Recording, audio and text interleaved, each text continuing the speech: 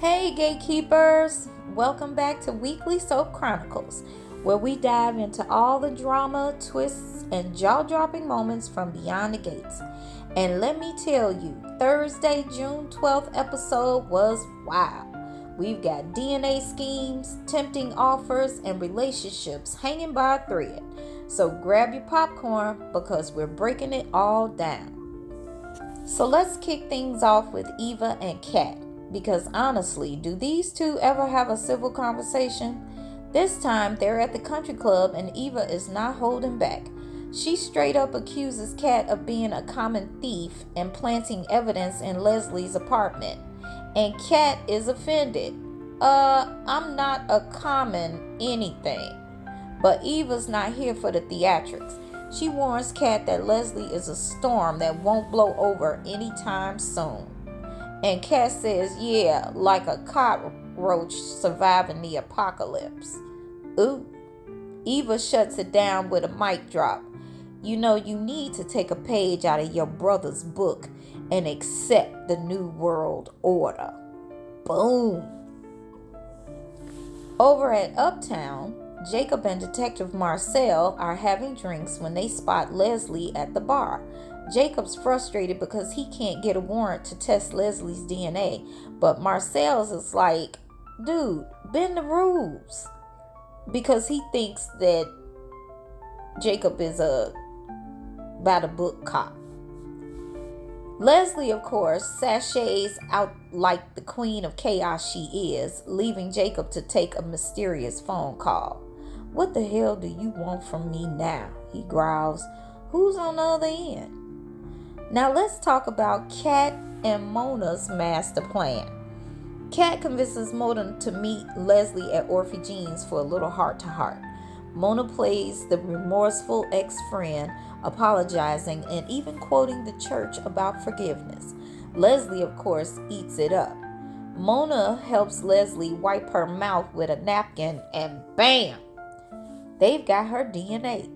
Kat's thrilled, reminding Jacob that DNA from a public place is totally fair game. If it matches the DNA on the motorcycle helmet, Jacob will finally have enough to arrest Leslie. Sneaky, sneaky. Over at Garland Memorial, Ashley and Derek are hitting another rough patch. He's blowing off date night for fantasy baseball drinks, and she's canceling plans with her mom to make time for him. They both know they're out of sync, but when Derek asks how to fix it, Ashley gets pulled away by a phone call. Later, Ashley vents to Andre. She admits that living with Derek might have done real damage to their relationship. Meanwhile, Derek's at Uptown telling Naomi the same thing. He loves Ashley, but is love enough? Naomi tells him not to waste his chances. Will they figure it out? Stay tuned. Back at the country club, Ted runs into Carlton, who is quite handsome, I might add. He says, so you and Nicole back together yet? Nicole looks great. Right then enters Nicole, and she says, I also feel great. Nicole leaves, at which point Carlton says to Ted, now bruh, if you need some help in getting Nicole back, I'm willing to push up on her just to make you look better. Ted didn't like that suggestion. Dude, Nicole is my wife and I'll deal with it how I see fit. Then Carlton says, okay, but you better hurry up because with how good Nicole looks, she's likely to meet someone new and they'll be moving in the house where you used to live.